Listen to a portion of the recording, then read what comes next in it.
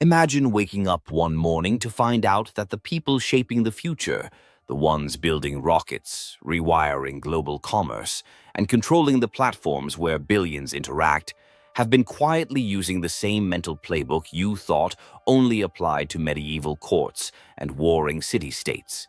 And here's the twist. They're not quoting Machiavelli, they're embodying him. Not in some cartoonish villain way, but in the subtle, strategic, deeply human patterns that let them move crowds, neutralize threats, and stay 10 steps ahead without ever looking like they're playing a game at all. Once you start seeing it, you can't unsee it. And once you understand it, you start noticing the exact same leverage points in your own life, sitting right there waiting for you to use. Because the truth is, power today still runs on the same psychological currents it always has. The throne just looks different. Now it's a boardroom chair, a Twitter feed, a shareholder letter, or a keynote stage. And the princes are people like Musk, Bezos, Zuckerberg, not mythical figures, not untouchable giants, but humans who consistently operate on a level of strategic clarity most people never bother to study. They win not because they have more resources, but because they use the ones they have with ruthless precision. So let's start with something that throws a lot of people off. When we think Machiavellian, we imagine manipulation or cold strategy. But what these CEOs really apply is something far more nuanced, the ability to weaponize perception. Every move is engineered to position themselves as the indispensable center of their domain. Musk isn't just the CEO of a car company. In the public consciousness, he is the beating heart of the entire electric revolution. Bezos isn't just a businessman, he's the architect of modern convenience. Zuckerberg isn't just a tech founder, he's the gatekeeper of the world's attention. That's not an accident. That's exactly the kind of power Machiavelli would have told you to construct long before you needed it. Take Musk for a moment. People call his behavior impulsive, chaotic, unpredictable. But unpredictability itself is a tool. Machiavelli warned about being too consistent because consistency creates patterns. Patterns can be exploited, but a leader who can't be easily forecasted becomes harder to counter.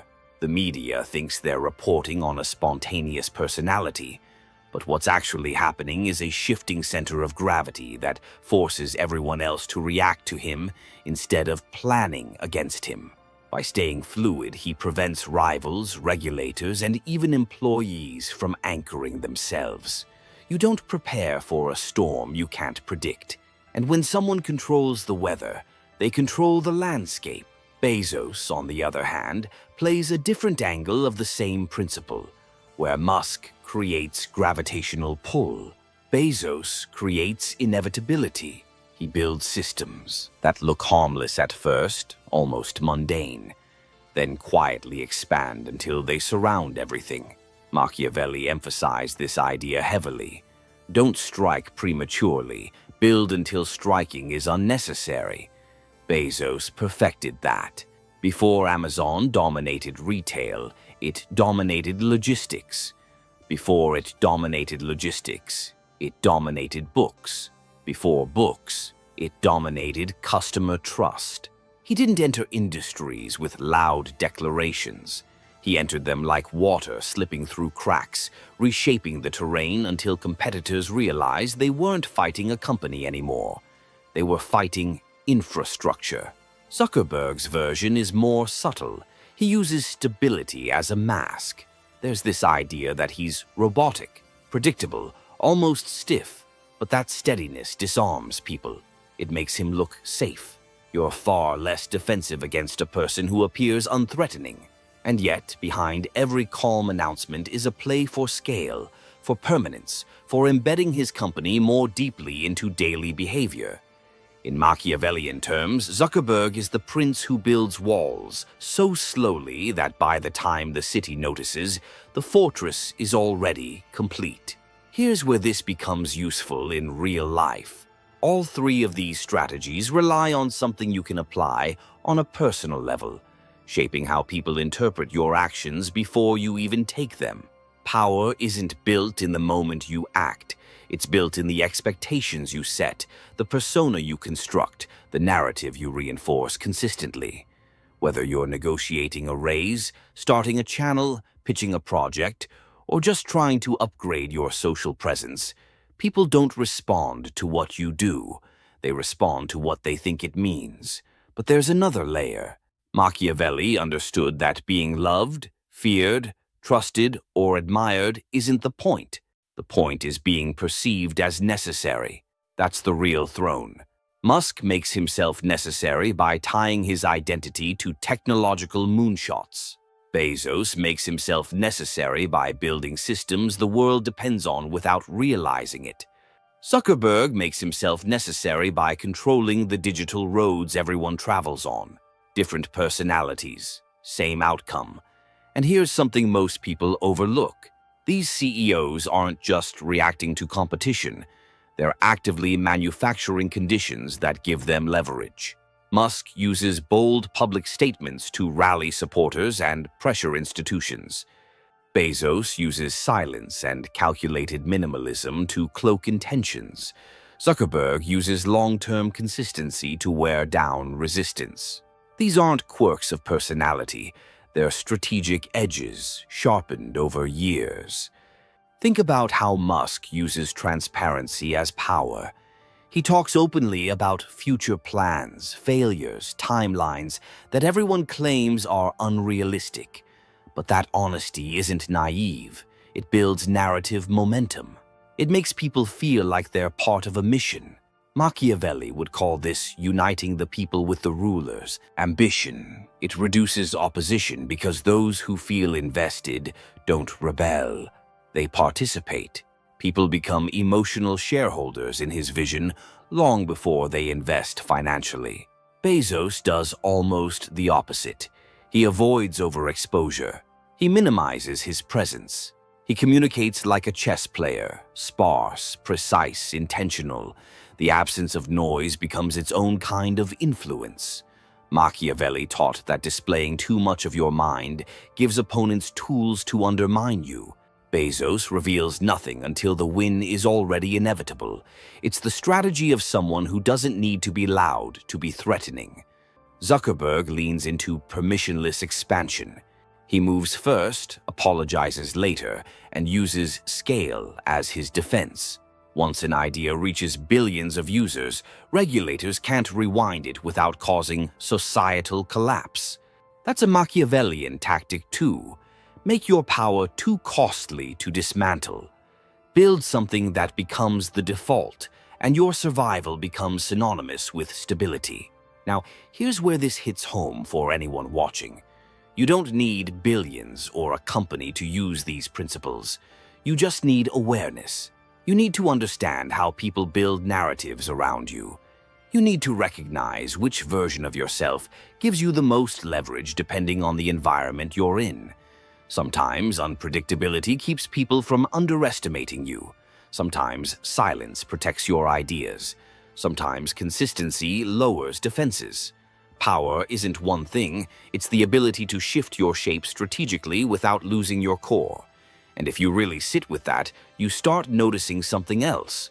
These CEOs aren't trying to be universally liked. They're optimizing for control over their domain. Machiavelli said it plainly. It's better to be respected than adored, better to be necessary than celebrated. That's why Musk can survive controversies that would destroy anyone else. Why Bezos can be criticized and still grow influence. Why Zuckerberg can be the center of global debates and yet keep expanding. Because when you build structural power, emotional turbulence stops mattering. And that leads to one of the most misunderstood lessons of Machiavelli, one these leaders apply almost instinctively. Control the frame and the game plays out on your terms. They don't adapt to the world's interpretation of them. They make the world adapt to theirs.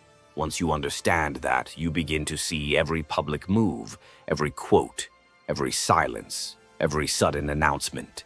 not as random behavior, but as positioning. Positioning that creates advantages long before battles even begin. And the moment that clicks, the way you move through your own life starts to shift. You begin to see where you've been playing reactively instead of architecting the terrain beneath your feet. And the shift doesn't feel dramatic. It feels like someone just turned on a light in a room you've always lived in but never fully saw. That's where things start to get interesting, because the deeper you look into these strategies, the more you realize that the real power isn't in the moves themselves, but in the timing. Machiavelli wrote a lot about fortune, but for these CEOs, timing is their way of manufacturing fortune rather than waiting for it. They don't rush. They don't announce everything the moment they think of it. They don't reveal intentions before the environment is ready to receive them. They strike only when the conditions they've spent months or years constructing finally snap into place. Watch how Musk does this with product reveals. He'll let whispers and speculation build until anticipation becomes a resource in itself. Then, instead of responding to rumors, he steps onto a stage or drops a tweet that transforms that energy into momentum. When people are already leaning forward, you barely have to push to move them. That's not showmanship. That's sequencing. And the lesson buried in that behavior is simple but incredibly powerful. Don't act when the idea is ready. Act when the audience is. Bezos has his own twist on timing. He sets extremely long horizons, then works backward. Most people set goals based on what they can accomplish now. He sets goals based on what would be inevitable if compounded patiently. By the time Amazon moves into a new area, the dependencies, infrastructure, and data have been quietly aligning for years. That's why competitors get blindsided. They're moving linearly while he's moving geometrically. And the everyday version of this is surprisingly accessible. Instead of forcing outcomes, engineer conditions where the outcome becomes the natural conclusion. Zuckerberg's timing is different again. He rarely launches something at its peak hype moment. Instead, he waits until cultural resistance starts to soften. He watches how younger demographics behave, then moves in when the shift is undeniable but still early enough to scale aggressively. It's like surfing a wave after it forms but before it crests. You don't have to predict the future when you're disciplined enough to watch the present with ruthless clarity. But if timing is one side of the coin, the other is something people rarely talk about: the selective use of vulnerability. Not emotional vulnerability, but strategic vulnerability. Machiavelli noted that a leader who appears too perfect threatens people, but a leader who reveals small, controlled weaknesses becomes relatable and less threatening. Musk does this openly. When he talks about failures, production issues, or missteps, he reduces tension around his bolder, more controversial decisions. Those admissions create a subconscious contract with the audience. If he's honest about where he fails, he's probably honest about where he succeeds. Bezos does the same thing, but on a smaller scale. He'll talk about experiments that didn't work, but only the ones that reinforce Amazon's obsession with innovation. These aren't confessions. They're narratives designed to justify ambition. By admitting to the right failures, he gains permission to attempt bigger risks. Zuckerberg uses vulnerability differently. His approach is calculated compliance. When something goes wrong, he appears cooperative and measured, knowing that the appearance of restraint diffuses aggression. The outcome? He buys himself time, and time is the oxygen of power. Now, here's where this becomes practical. You can use controlled vulnerability to stabilize how people interpret your moves. When you show a flaw you can afford to reveal, you gain trust that protects the areas where you cannot afford scrutiny. If you only project strength, people instinctively try to test it. But if you show small, intentional cracks, people assume they can see the whole structure. They stop looking for more. Another pattern that ties all three of these leaders together is their ability to create self-fulfilling narratives. Machiavelli would have admired this because it takes power out of the hands of luck. Musk constantly speaks about a future that sounds impossible to most people, but by repeating it, he trains audiences, investors, employees, governments, to view him through the lens of ambition instead of probability. The narrative becomes permission, permission becomes loyalty, and loyalty becomes leverage. Bezos frames Amazon's mission as customer obsession, even when the decisions behind the scenes are cold, strategic, and at times brutal. But that narrative justifies everything. It tells every team, every partner, every investor exactly who he is and what he prioritizes. If you don't like the intensity, you're not aligned with the mission. If you do like it, you'll follow him anywhere. A narrative isn't just branding. It's a filter that selects the kind of people who reinforce your power. Zuckerberg's narrative is consistency, not excitement, not innovation, not charisma, just persistence.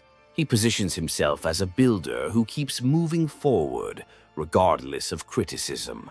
By maintaining that identity, every acquisition, every pivot, every expansion looks like part of the same long arc. He's not scrambling or reacting, he's staying the course. This is Machiavellian not because it's deceptive, but because it makes opponents underestimate him. They mistake predictability for weakness when it's actually armor. So how do you translate this into something usable without needing a billion-dollar empire? You craft the story people tell themselves about you, and you reinforce that story with small, consistent signals. Want to be seen as someone ambitious? Talk in terms of direction, not hesitation. Want to be seen as stable? Show up reliably and avoid unnecessary drama. Want to be seen as a creative force? Make experimentation part of your public rhythm. Narratives that are repeated become identities. Identities that are reinforced become expectations. And once people expect something from you, you gain freedom to operate within that frame, without constant negotiation. Another overlooked Machiavellian principle these CEOs use effortlessly is the management of proximity. Too much access weakens power. Too little access breeds suspicion. The art is in balancing the two. Musk gives massive visibility into his personality, but extremely limited access to his strategic core. Bezos keeps a tight personal circle, but lets his ideas seep into every part of the company. Zuckerberg keeps himself distant in public, but deeply involved operationally. Each approach is tailored to the type of control they need. For your own life, proximity is one of the simplest levers you can pull. You don't need to isolate yourself. You just need to curate how much people can predict you. If you're too accessible, your value gets diluted. If you're too distant, your influence evaporates. Show enough to build a connection, conceal enough to keep your leverage.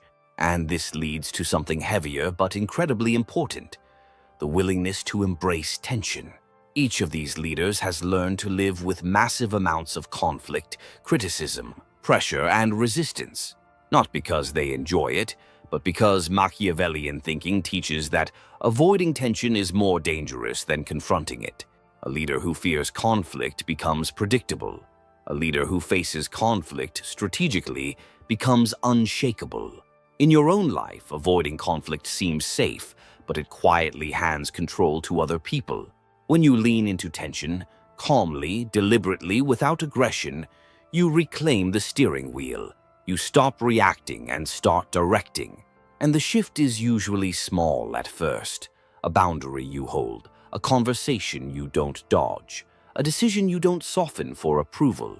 But with each one, you build internal power, and internal power makes external power possible. And here's the part that people miss. Power is not the end goal. Control is not the end goal. The actual goal is agency. The ability to shape outcomes in your life without being tossed around by circumstance, by other people's expectations, by the subtle pressures that drain you over time. Machiavelli wasn't teaching domination, he was teaching autonomy. These CEOs aren't worshipping control, they're building systems where they're not at the mercy of randomness. Once you understand that, you start noticing the places where your own agency leaks. You start seeing how often you explain your choices instead of owning them, how often you soften your voice to avoid friction, how often you wait for permission instead of setting direction. And suddenly, those strategies that seemed distant or corporate or billionaire exclusive start looking surprisingly human, surprisingly usable, surprisingly close. Because the deeper you go, the more you realize that power on the grandest scale and power in your everyday life operate on the same mechanics. The only difference is the size of the stage. And once that clicks, you begin to see something else unfolding beneath the surface, something most people never pause long enough to recognize. That real influence doesn't start with how others see you. It starts with how clearly you understand your own nature. Machiavelli wasn't just analyzing rulers. He was forcing them to confront the parts of themselves they'd rather ignore. And whether they realize it or not, these CEOs navigate power by mastering their impulses just as much as they master their strategies. Musk leans heavily into instinct, but it's not recklessness. It's a deep understanding of the kind of person he is, someone who thrives in chaos, someone who needs momentum, someone who uses intensity as fuel. He doesn't try to become a calm, understated operator because that would kill his effectiveness. He amplifies his nature instead of sanding it down. And that's a lesson people rarely apply. So many dilute their strengths trying to fit into an environment that would have rewarded them more for leaning into who they already are. Bezos is the opposite. He is calculated to the bone.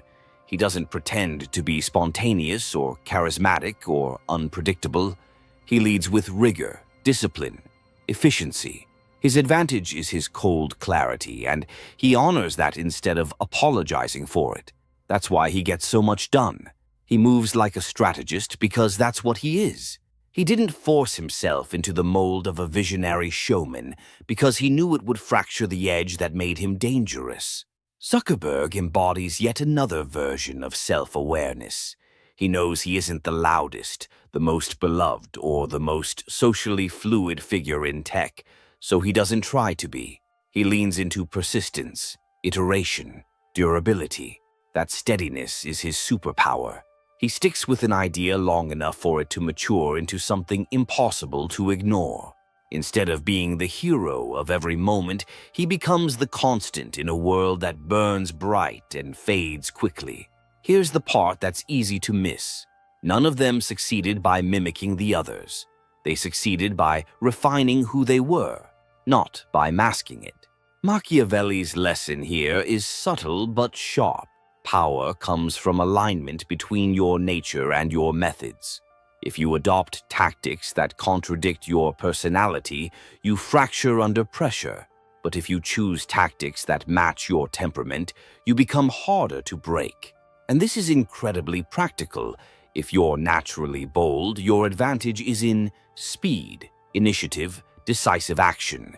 If you're naturally analytical, your edge is in patience, precision, preparation. If you're naturally diplomatic, your power comes from alliances, trust, influence through social capital. The mistake is thinking you must be all things at once. The truth is that real leverage is built by optimizing one dominant mode of operation, then supporting it with complementary habits rather than contradicting ones. But understanding your nature is only the starting point. What these CEOs also share is an ability to create asymmetry. They tilt the playing field so the cost of attacking them becomes higher than the cost of cooperating. It's a quiet form of protection, but it works. Musk rallies millions of loyal supporters who act as informal advocates. Bezos builds systems everyone depends on, so harming him harms the very people who would try. Zuckerberg creates platforms where even his harshest critics need him to communicate their criticism. That is asymmetry. Structure your environment so disadvantages fall on others, not you.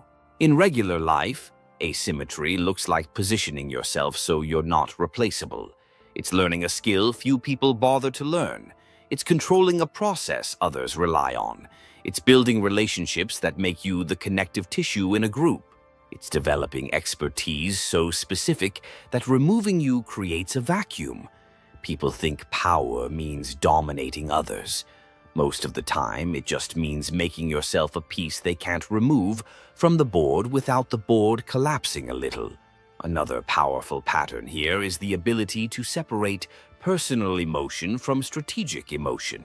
These leaders feel things just like anyone else, but they don't let feelings dictate their moves. They let feelings inform their understanding of the moment, then make decisions based on leverage rather than impulse. Machiavelli stressed this constantly. Emotions can fuel strategy, but they must never dictate it. You see this in how Musk handles attacks. Emotionally, he reacts quickly, sometimes sharply, but strategically, he knows conflict keeps him centered in public attention. He uses outrage as a spotlight. He doesn't suppress his emotions, he leverages them. Bezos is almost emotionless in public, but behind that is something intentional. He knows the appearance of calm makes people project stability onto him, which gives him space to maneuver. His emotional restraint becomes its own kind of influence. Zuckerberg leans into neutrality. His lack of visible emotion disarms and unsettles opponents at the same time. People don't know how to read him. That ambiguity benefits him more than any dramatic display would. In your own life, the lesson isn't to mimic their styles. It's to understand that emotional discipline gives you time to choose strategy over impulse. You don't have to suppress how you feel. You just have to create a small buffer between feeling and action. That buffer is where power forms. But the deepest Machiavellian thread running through all of this is control over the narrative of inevitability. These CEOs operate as if the future won't happen unless they shape it. And that mindset slowly becomes reality because people follow those who look like they're walking toward a destination with conviction. Musk frames the future as something bold that only he is audacious enough to attempt. Bezos frames the future as something efficient and optimized that only he is patient enough to architect.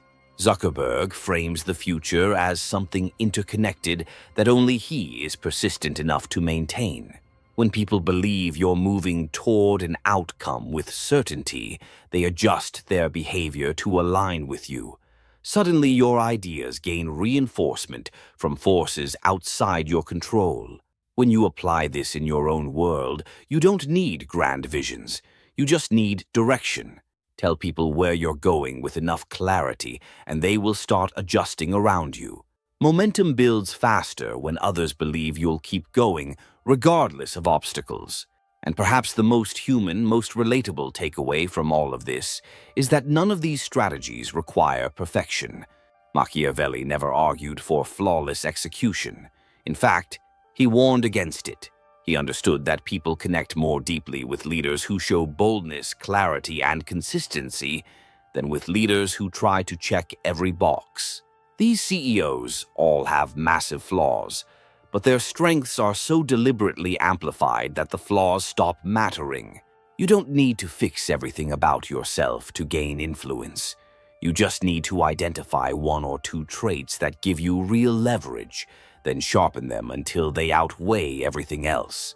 And when that clicks, you start to see your life through an entirely different lens. You notice the hidden power dynamics in conversations. You notice how much people reveal unintentionally. You notice when someone is controlling the frame, and when the frame is wide open for you to take. You start moving with purpose instead of drifting. You stop waiting to be chosen and start positioning yourself to be unavoidable. Because at the end of the day, Machiavellian strategy isn't about ruthlessness. It's about awareness. It's about the ability to see the architecture behind human behavior and use it to build a life you can steer instead of a life that steers you. And once you start seeing those patterns, they begin connecting into something even larger, something that shifts the way you understand influence at its core, something that explains why some people rise quietly while everyone else is busy making noise.